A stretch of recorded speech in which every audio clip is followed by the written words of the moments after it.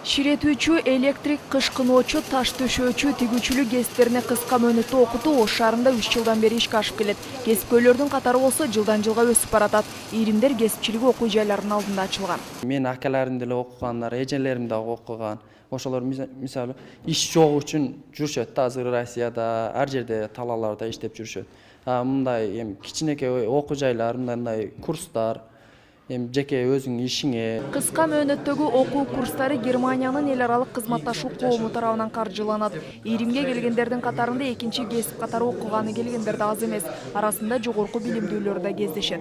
Жогорку окуу жайларын бүткөн жарандарга караганда бул кесиптик, орто кесиптик лицейлерди бүткөн биздин жаштарыбыз жакшы ишке орношуп кетти. Себеби эмгек рыногунун талабы ушуга багытталып атат. Окууну аяктагандан кийин бүтүрүүчүлөргө Орусия менен Казакстанда өтүмдүү болгон сертификаттар берилет. Бирок окутуучулардын айтымында бул кесиптерге азыр Кыргызстанда деле муктаждык күчөй баштады.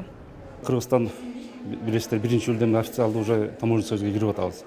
20 жылдан бери бай өндүрүштөр токтоп калган эле. Мен ошо как өндүрүш немесинин как өкүлү түшүнүп атам, азыр ушу жакын мөөнөттө 2 жылдын 3 жылы аябай көп ишканалар кайра ачылышат. Кыска мөөнөттүү окутуулардын натыйжасы менен таанышканы келген германиялык адистер бүтүрүүчүлөрдүн жетишкендиктерин көрүп ыраазы болушту. И если мы посмотрим на результаты, нашли они работу или нет, мы можем сказать, 70% от них нашли работу. И с этим результатом мы можем быть очень довольны.